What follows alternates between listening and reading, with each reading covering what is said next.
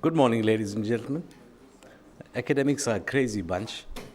To come to a conference on a Saturday morning when you could be doing so many interesting things that normal people do. But it's great to have you. Welcome again.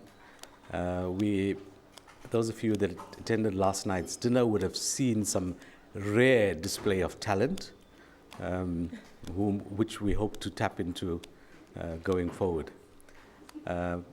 But to take us to the last keynote presentation for this conference,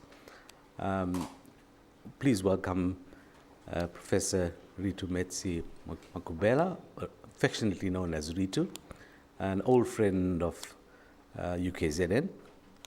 But let me introduce you to Professor Damtew Teferra, who will be chairing the session. We will reassemble here for the final closure just before lunch.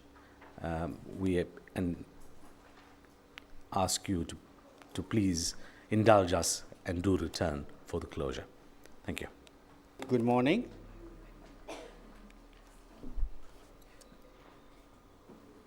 I'm sure you know that today is the last day of the conference. I don't know about you, but for me, the presentations, the conversations, even more so, the keynotes have triggered my unborrowed cognitive part to slice and dice, question, and critique much of what I taught are the highlights of this conference. My mind is still negotiating the Spivak's whims, whether it is a damaged cognitive faculty or an incarcerated mind waiting to be liberated or unleashed. My mind is still deliberating, with some contestation, I may add, on Pilar's notion of distinctiveness for Africa and others, while we are advocating globalization, that we think globally and not but act locally. One little corner of my brain faculty did not also spare challenging the venerable African discourse as provided in the crocodile herd proverb, which according to that department of my brain was so simply out of sync that the crocodiles have already hacked into the herd system, as exemplified, I am sure you watch National Geographic.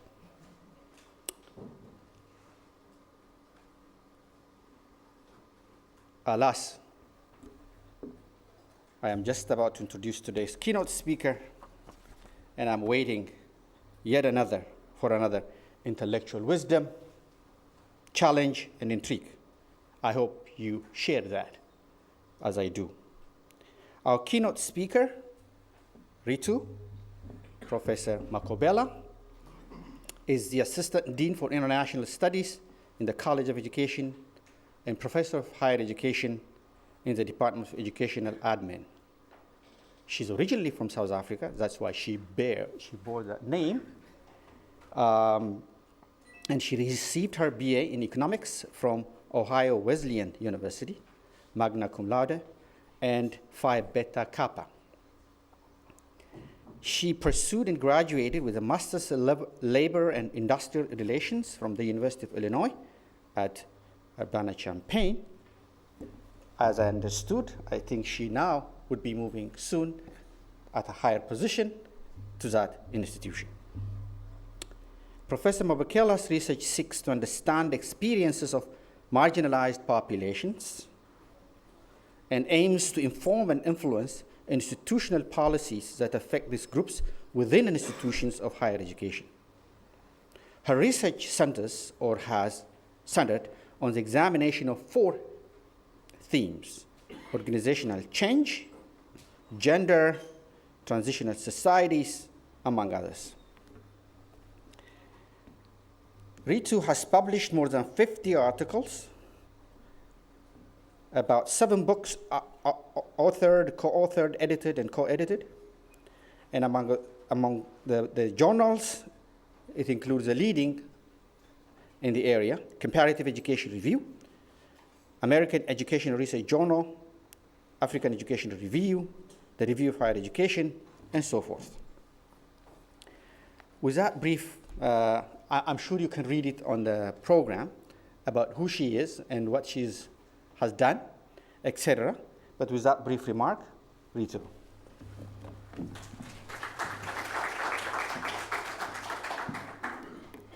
Good morning, and thank you very much, Professor Teferra, for that wonderful introduction. It's always a pleasure to be home, and I should extend my gratitude and thanks to the conference organizers for pulling together this wonderful event. And the last couple of days have truly been invigorating, and it's always wonderful to be among colleagues and to share and to challenge and be challenged. This morning, my presentation is entitled Universities as Learning Organizations. Are we there yet? For every second that I spend on this stage, the world population, which is more than 7.2 billion people today, is growing by 2 people. By the conclusion of this session, in 60 minutes, or 3,600 seconds, we will have added 7,200 people to this number. It is projected that by 2050, the world population will reach 9.6 billion people. Of the 7.2 billion people we have, 50% are women. Yet women account for 2/3 of the world's illiterate population. 85% live in developing countries. 65% are children under the age of 16. And 30% will have some access to higher education. By the end of this session, sea level will have risen by 125 nanometers. 1 in 6 people around the world will go to bed hungry tonight, especially in developing countries. And for every 3.6 seconds that I spend on this stage, a person will die from hunger. 75% of them are children. What, you may ask, do environmental factors, rising sea levels, poverty, world hunger have to do with education? And specifically, what do these issues have to do with teaching and learning in higher education? Until recently, I had the honor of being the principal investigator and co-director of the Global Center for Food Systems Innovation, a USAID-funded interdisciplinary initiative to address critical food systems problems in East Africa and Southeast Asia. What became evident through this work is the interconnected nature of any response we proposed to address food systems problems inevitably involved education, agriculture, engineering, communication, gender studies, among others. A hungry child will simply not learn. While we might have noble ideas about innovative education solutions that will improve reading or increase test scores, if the most fundamental survival needs are not met, then our efforts will be for naught. Rising sea levels and other environmental factors have the potential to wipe out entire communities, to destroy ecosystems, to destabilize economic systems as we know them, and to contribute to a myriad of other social factors, some of which end up in our classrooms. A rather tragic example from work we did in a community in southern Tanzania, where the rains did not come as expected for a couple of years, leading to drought and severe crop losses. As a result, children as young as 8 years old were pulled out of school so they could supplement, quote unquote, family income. All of these children were girls, and you can imagine what options were available for these young girls. Importantly, higher education does not occur in a vacuum. In my remarks this morning, I explore the intersectionality of gender, sociocultural factors, and organizational cultures and their impact on the professional experiences of women academics. I particularly interrogate the role of universities as learning organizations to understand cultures, institutional policies, and other factors that impact, whether positively or negatively, the advancement of women students, faculty, and administrators. I use learning organizations as a framework to unpack some of the complexities that inform and influence how universities operate. A learning organization is an institution that facilitates the learning of its members and continuously seeks to transform itself. Learning organizations are responsive, both to their environment, internal and external, and seek not only to survive, but to thrive in rapidly changing contexts. In learning organizations, we can assume that learning is an ongoing and creative process for its members, that learning organizations develop, adapt, and transform themselves in response to the needs and the aspirations of its people, both inside and external to the organization.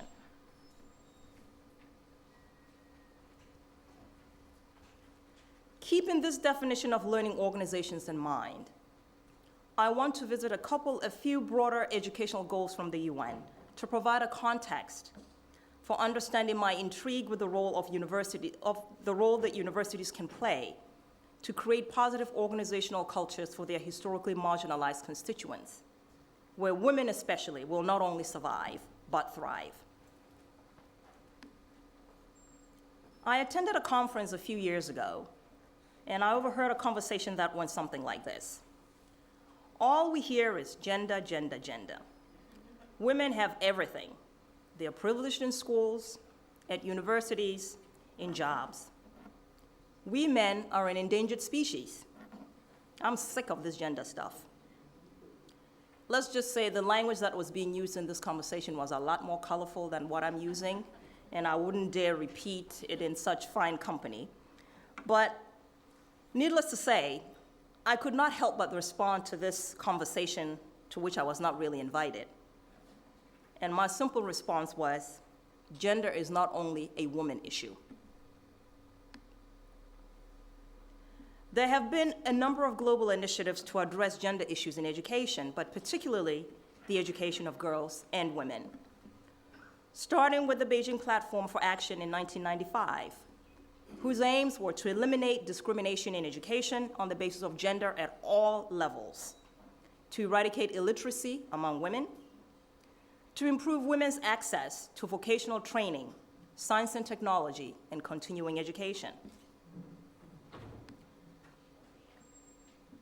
Later in the Dakar Framework for Action in 2000, the Education for All, goal number 2, states that it seeks to ensure that children, all children, particularly girls, children in difficult circumstances, and those belonging to ethnic minority groups have access to and complete free and compulsory education by 2015, that's next year.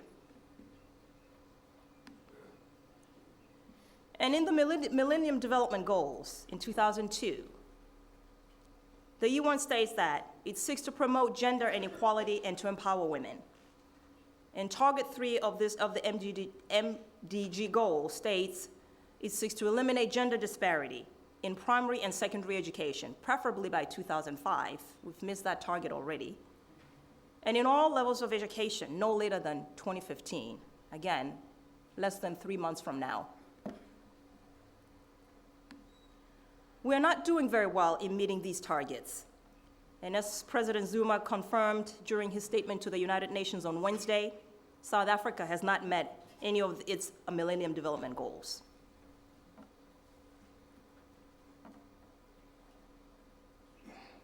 Some data from 2012 suggests that our youth are in trouble. In 2012, 31 million primary school children worldwide dropped out of school. An additional 32 million repeated a grade. In sub-Saharan Africa, 11 million children left school before completing primary education. And 72 million primary school-age children were not enrolled in school, and girls comprised 54% of this number. We continue to experience the rural-urban divide, where children living in rural environments are twice as likely to be out of school than urban children. And further, it continued to experience the socioeconomic status divide, where children from the wealthiest 20% of the population are 4 times as likely, more likely to be in school than the poorest 20%.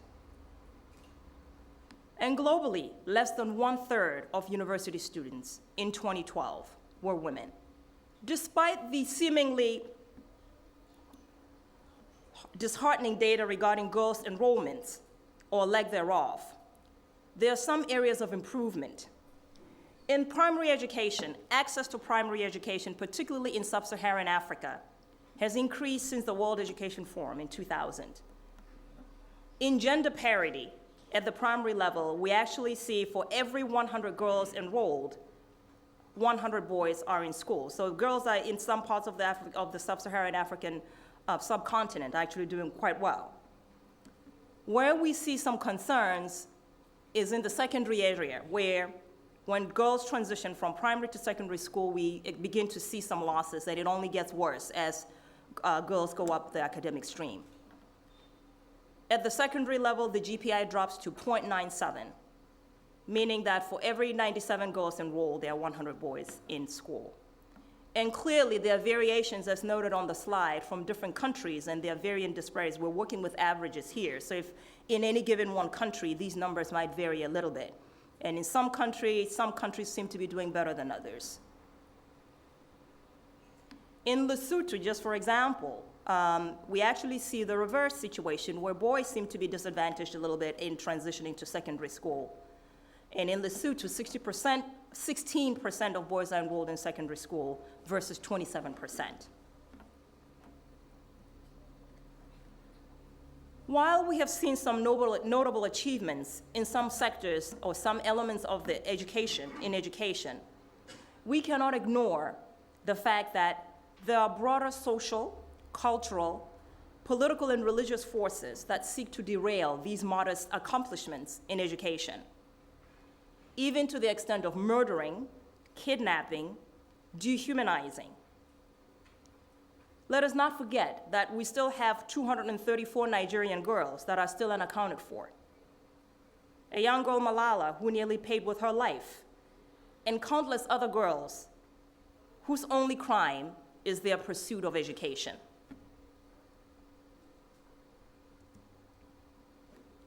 So, why should students, academics, and administrators in institutions of learning be concerned about these education problems?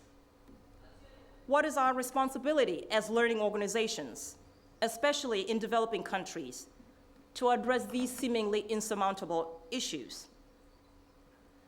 As we prepare the next generation of teachers, academics, policymakers, and researchers, how can we use the curriculum, various pedagogical approaches, research, and our outreach efforts to bend the curve and create a trajectory that leads to success in education?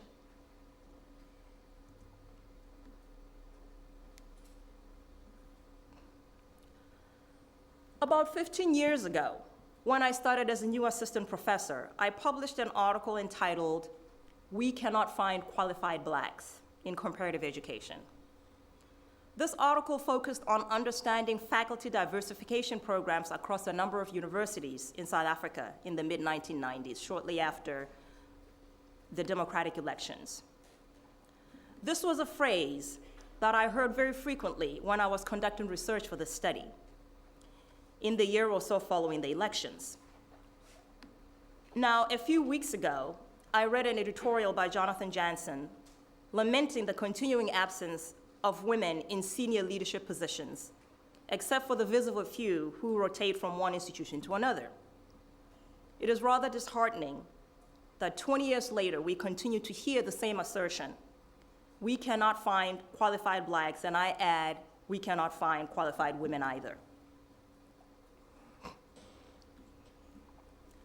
In the South African context, women are not underrepresented in the higher education sector, certainly not since 2000, as the slide indicates. However, when enrollment data are disaggregated, that is where we continue to see persistent patterns of marginalization. For example, we continue to see disparities in graduation rates, the underrepresentation of women in the STEM fields, science, technology, math, and the sciences, and in class rank, where as women go up the ranks from the baccalaureate to the master to the doctoral levels, their numbers suddenly dwindle. And let us revisit this chart up here that shows some student enrollment data between 1994 to 2011. Paying attention to these student data is critical because they are the potential pool of future academics. 20 years into the democratic era, South African institutions of higher education are still dealing with vestiges of previous discriminatory policies and legislation. While these enrollment data show a steady improvement in the enrollment of historically marginalized groups over the past 15 years, what is not evident from this chart is the representation of each group as a proportion of eligible groups of cohorts in a given year. So based on the data on this chart, for example, while the percentage of white students has declined from 47% in 1994 to 21% in 2011, 60% of eligible white students attended university versus 12% of eligible African students. Unpacking graduation rates highlights another area for concern. We have what we may refer to as the revolving door syndrome, where attrition rates, particularly in that first year, are significantly high. For those who do make it past that first year, there are still disparities across different racial groups regarding how quickly they complete their degrees, if they complete at all. If we fundamentally believe that our universities are learning organizations, what do these student participation patterns mean for our institutions? If our universities are supposed to be places that facilitate learning of all of their constituents and create places where those constituents can survive and thrive, then we necessarily have to pause and question the values that shape the core of our universities. If universities are centers of knowledge generation or knowledge production and dissemination, what knowledge are they producing? In the curriculum, what are the substantive areas of content that we teach, and how do we teach them? Whom do we teach? Many African universities have significant development needs. So how do our universities prepare our graduates who can develop innovative solutions to address some of these problems? How do our universities prepare globally competent graduates who will position South Africa or the African continent in general to be critical players in the global arena? How do we socialize and mentor the next generation of students and early career faculty? South Africa, like many other systems of higher education around the world, will be faced with an exodus of retiring faculty in the next decade. So how are our universities preparing themselves to meet this inevitable demand for new faculty and researchers?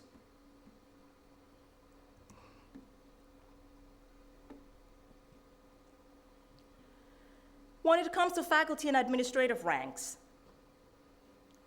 the core building blocks of what a learning organization is seem to be fledgling. That is, the assumption that learning is an ongoing and creative process for its members, while ideal, is not yet entrenched in how many universities engage their faculty and administrators from their historically marginalized groups. The core belief that universities will adapt and transform themselves in response to the needs of people, both inside and outside the organization, is an area for significant improvement. I don't want to suggest here that there has not been progress. But when one considers the current system of higher education has been in place for 2 decades, one would expect that some modest transformations in faculty and administrative ranks would be evident. While we've seen fairly impressive changes in the student demographics, unfortunately, these changes in student demographics have not translated into academic and administrative ranks.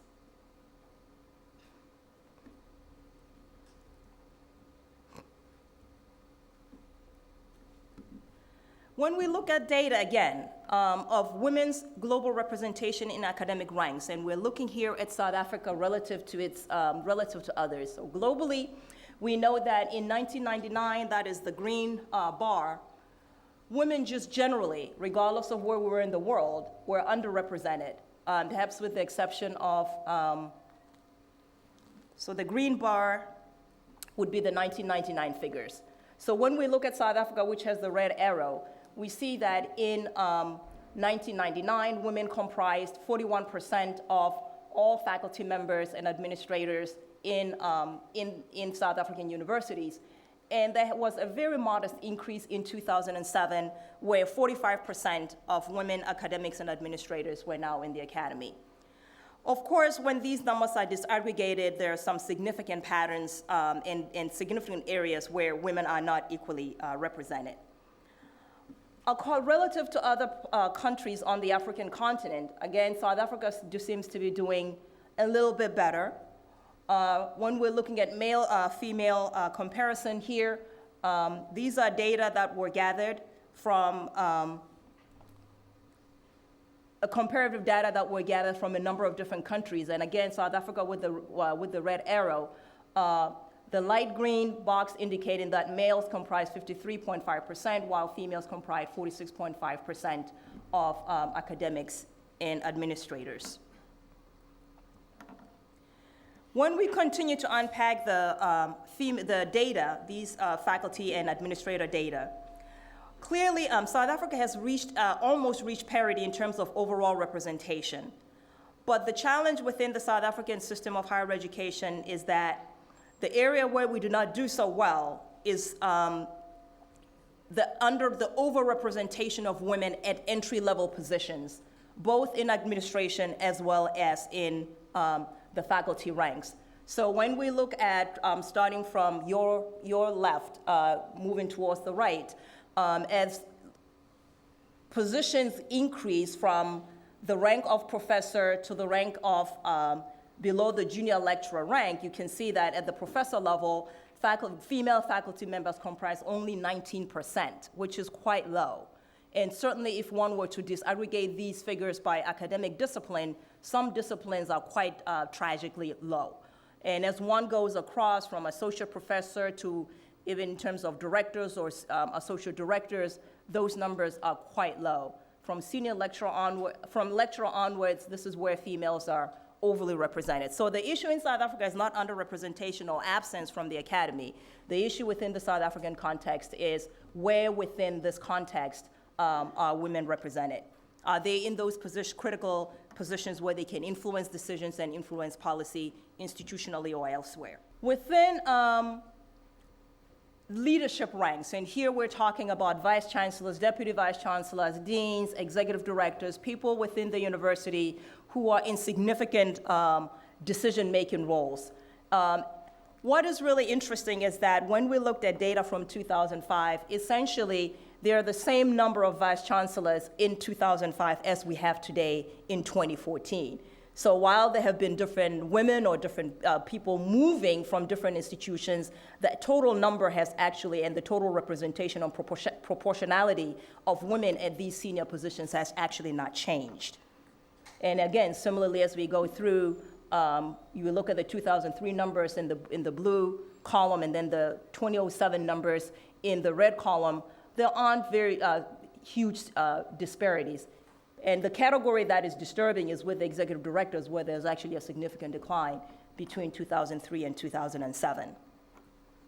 I found this quote from Vincent Mapai, which is a 1989 code, which unfortunately is still hauntingly accurate today, when he stated that most organizations operate from the assumption that blacks, and I add women, are defective.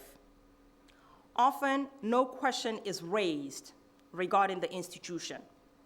Blacks, and I would add women, are provided with mentors who will assist them to adjust to the organization. There is no remedial course for the company to adjust to blacks and women. Universities can only be successful learning organizations when learning is a two-way process. As new or other participants enter the higher education arena, universities do not have the luxury to continue with business as usual. Institutional structures, policies, and importantly, cultures will be impacted by these new participants. I fully recognize that any process of change is complicated, uncomfortable, and some might even say just outright unpleasant. It can evoke responses ranging from docile resignation to outright resistance and hostility, but it is necessary. With that, I will pause and hope that I raised a lot of questions in the presentation, and I left quite a bit of time so that we can have a conversation and challenge each other and contest and interrogate these issues together. So thank you again for your time this morning. Thank you also very much for leaving us more time for the conversation. Who would like to hit it first? I'm happy to do, but I would like to have the audience to have some comments, questions, critique. Okay, as you are thinking, let me throw a question to you, Ritu. We know very well that higher education is the most resistant organization. That's why it survived as it did for generations. And you are hoping and praying for a successful learning university. How would you articulate these contradictions that exist within the institutional culture vis-a-vis what you want it to do what you said it should? Universities, by their nature, are rather resistant and very tradition-bound. But in recent history, and in various moments in history, we've seen universities transform and address significant changes to respond to the needs of their various contexts and conditions. Let me give you an example. When we look at some universities in Asia in particular, so university systems, South Korea is a perfect example, where 2 decades ago, one would not have looked at South Korean universities as an example of leading cutting-edge universities with significant innovations. So then one wonders what happened in essentially a period of about 20 years in South Korea that transformed the higher education system in that country to one where we have to seriously consider it as probably threatening and leading and or being cutting edge. There are a number of things that occurred. Clearly, within the context of South Korea, increase in demand for higher education was a need. Economic imperatives and economic pressure and the need to be able to support an economic system with qualified, highly trained graduates was a need. And essentially, I would have to say political will. the Korean government invested a significant amount of resources in transforming their system of higher education. So while we could look at history and look at many, many decades of slow progress, there are other systems in the world where we've seen examples of a commitment to transform and a commitment to be able to be responsive to the demands and the needs of a given society. So I think when we look at China as well, China at this point is going through a fairly significant moment of transformation. And some scholars contend that probably in the next decade or so, China will be a major force to contend with in higher education. And when we look at some of the responses or some of the actions that the Chinese government is putting into transforming their system of higher education, we can't afford not to be impressed. The Chinese government has made a decision that higher education is significant within that country and that they want to create some of the leading universities in that environment. Clearly, the political system, the economic conditions are different than what one would find in the South African context.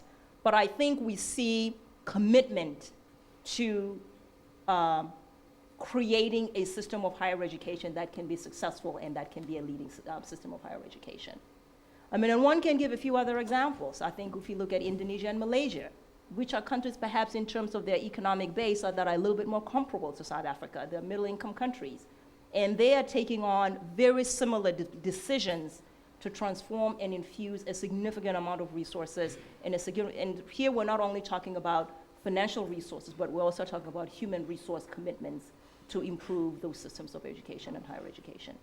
Thank you very much, Ritu, for a very thought-provoking presentation and the range of questions you're raising. I just want to follow on the point that we are discussing, and to maybe just open up for discussion in the South African context, the point that you are making of how Asian countries and these countries that are focusing on building up their higher education systems in ways that they can compete in a global market, in a global world. In particular, I want to pick up one issue which pertains to the South African context, which is the relationship between the universities and the state. Mm-hmm. And the ways in which, if you look at how the Asian countries, it would appear that the state drives changes within the university sector through funding, through a range of policy and other initiatives. And the way in which in the South African context, there is really sort of a difficult relationship between the state and universities. So on the one hand, trying to raise issues of transformation and constantly juxtaposing that to how do you manage issues of institutional autonomy and academic freedom. So I wondered whether you could comment on that particular aspect. You are absolutely right. One has to take into account the context within which some of these changes take place. I do think that we can learn from these other examples that I just gave, but I'm very much aware and cognizant of the fact that the relationship, as you correctly note, that some of the universities, for example, if you look at a country like Malaysia or South Korea, have with their governments are quite different. So I would concur with you in that regard. But when we look at maybe other models of higher education that are somewhat comparable to the South African context. I mean, it's interesting that when you're talking about concepts like academic freedom and institutional autonomy, some would argue that perhaps those look more like, your Canadian institutions, your US institutions, where those freedoms are highly valid and very, very contested. So South Africa is sort of an interesting hybrid of models from some of our Western counterparts, models from some of our colleagues in the developing world, models from some of our colleagues in the middle income. So it's a very interesting mix. And when looking at issues of institutional autonomy, they are critical and they have to be negotiated. But I think it is important, while I do not necessarily advocate a top-down approach, it is, if we get a clear message that certain priorities are critical within our system of higher education, how those priorities are implemented, how they are communicated, how they are actualized within particular institutions will vary. And I think we have policies here in South Africa that are absolutely wonderful policies. They are not prescriptive, and universities, I think, have had a fair amount of latitude in interpreting some of those policies.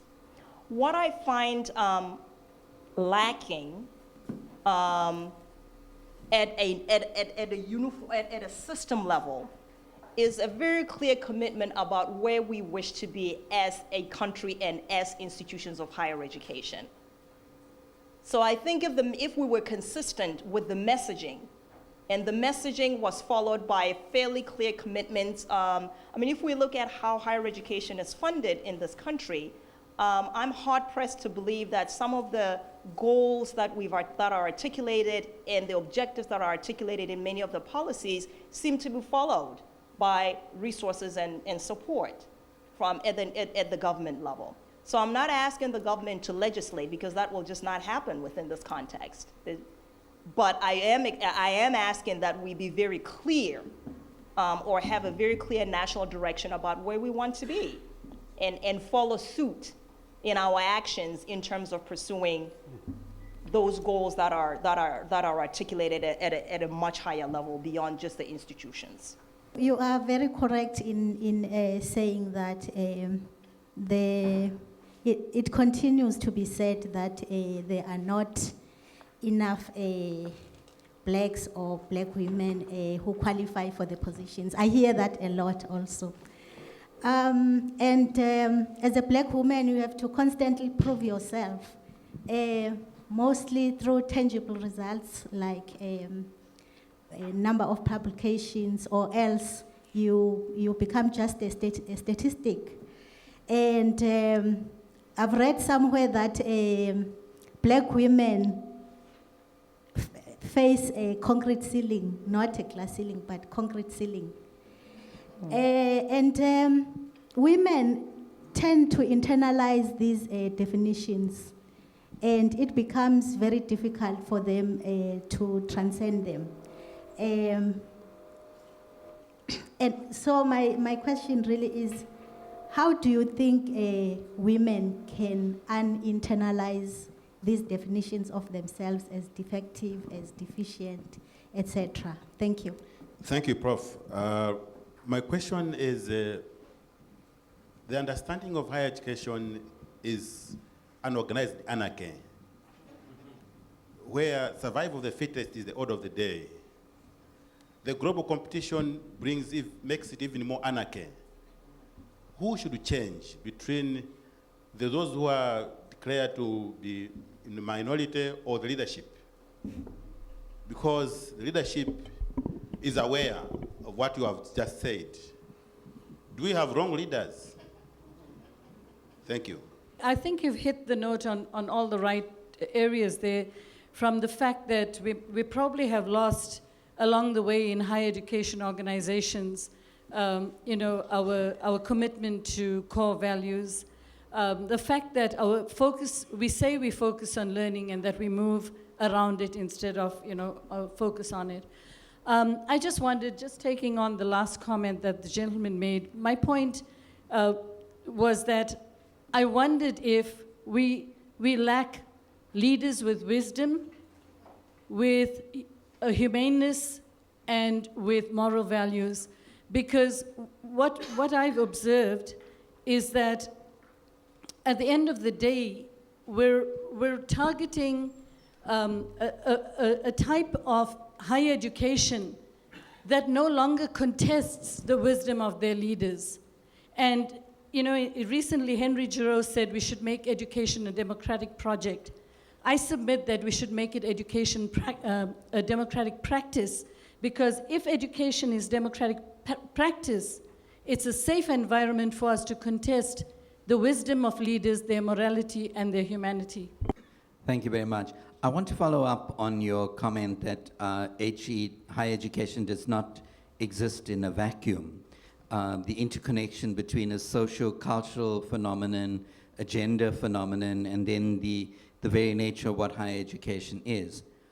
Considering you've given us a descriptive analysis of where we are at and where we should be, what do you think would be the strategic levers, not of state or not of the other elements of within gender or within the social, what are the levers within the socio-cultural environment that you think would be strategic to be able to move us to where we should be?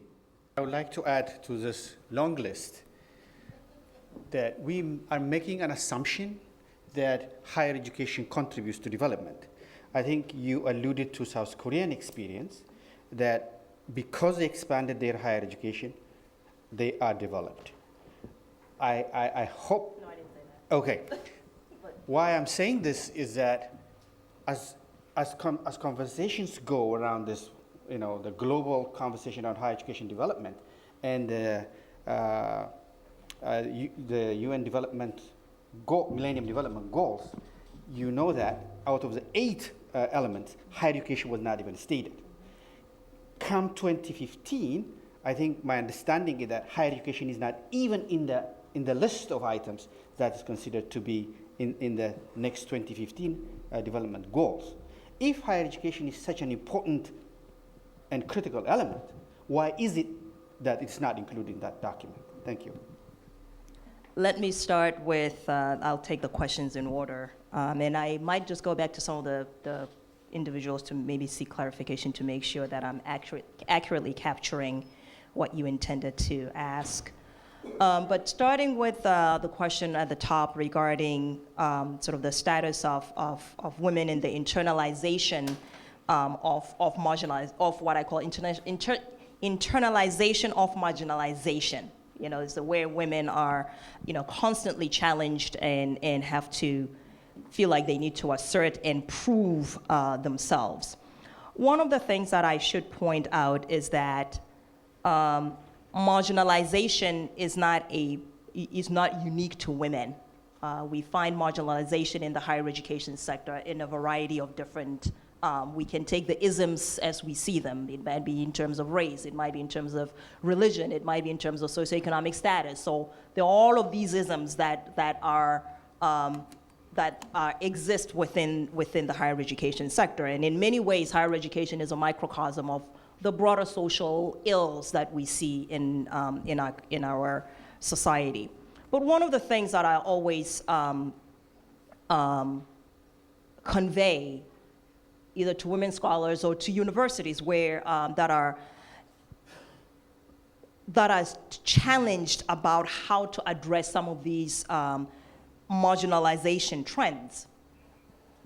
In South Africa, we have some of the best legislation. If you look on paper, starting with our constitution, we have a phenomenal constitution, followed by various pieces of legislation from equity all the way down. What becomes challenging is how we then implementation, which we're not lacking in the South African context, the space and the vision. What we lack is the follow-through in implementation. So one of the things that I'm always concerned about is that you cannot legislate change. We can have all the laws in the world, but you cannot legislate change.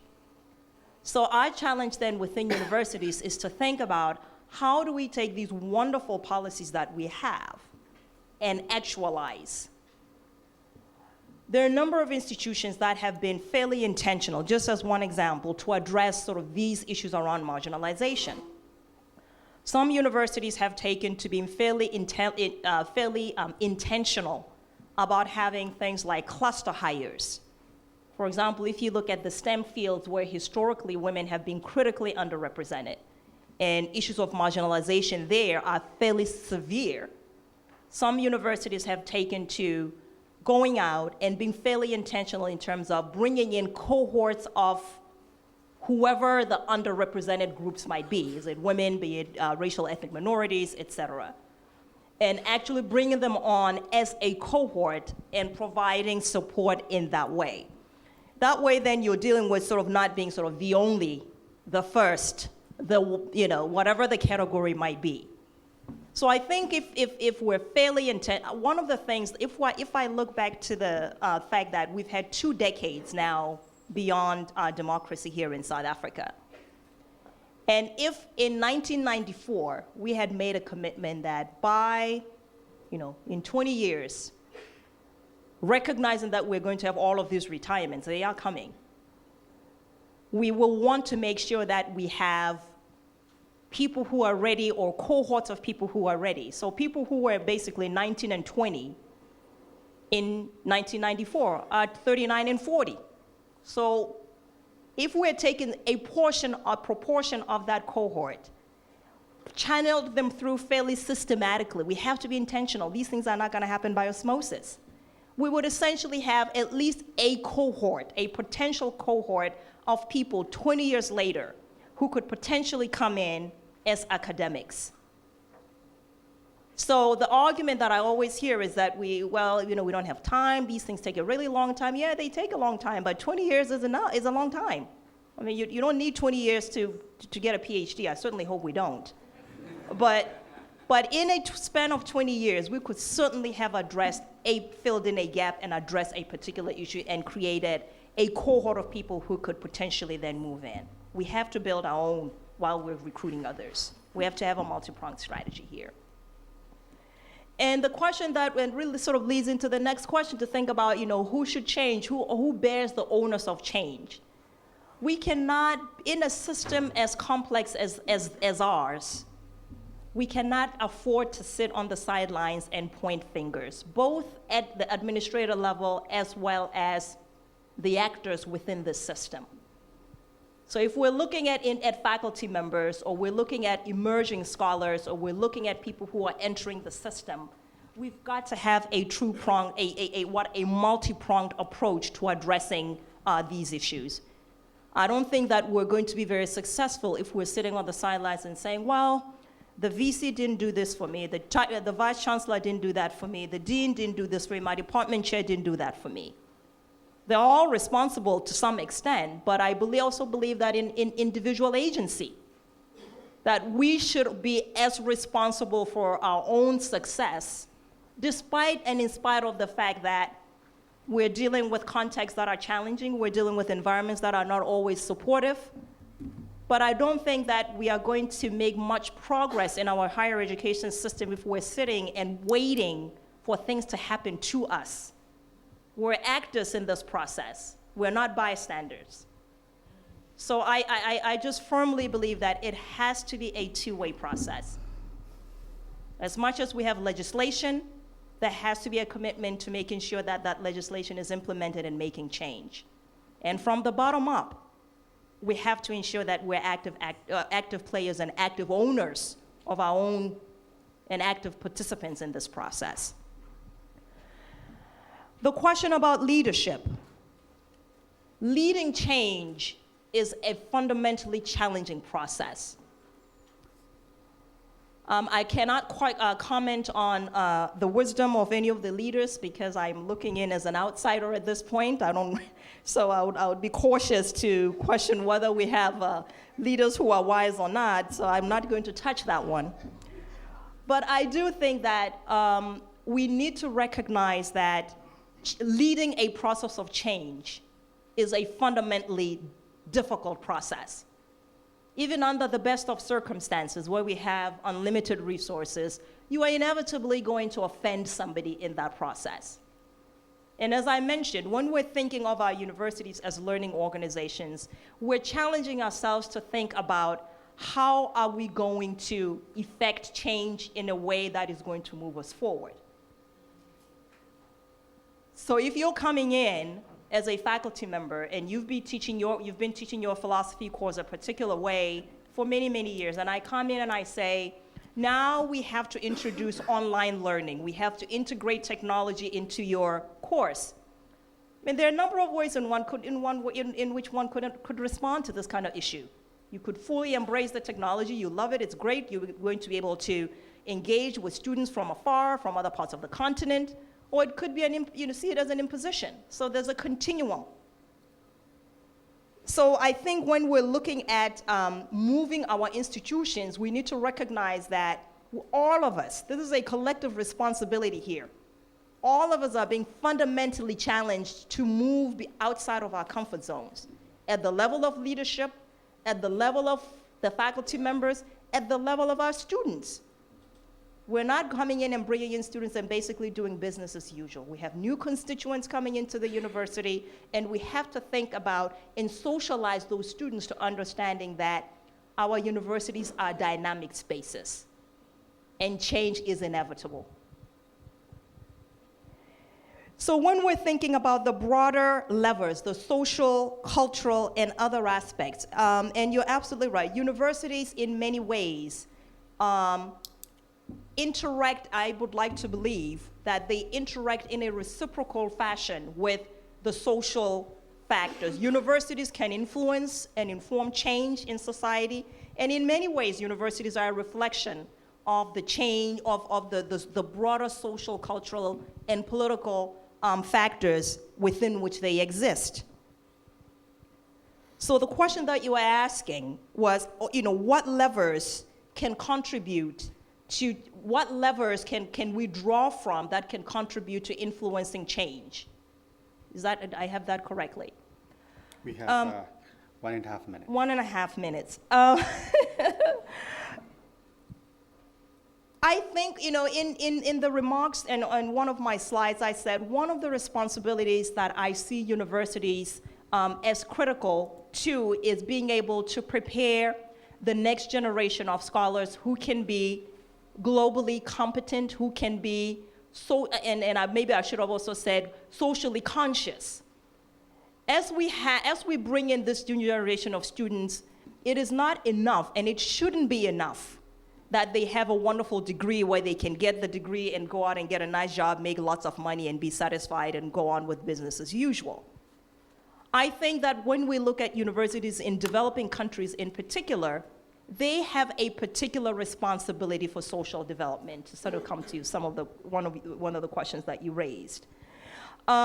We don't have the luxury to sit by the sidelines and only be comfortable with making lots and lots of money. Lots of money is wonderful, but then how do we conscientize our students and socialize our students so that we turn around and use what we learned, the resources that we acquire as a result of the degrees that we have from these universities, to influence and change our social conditions?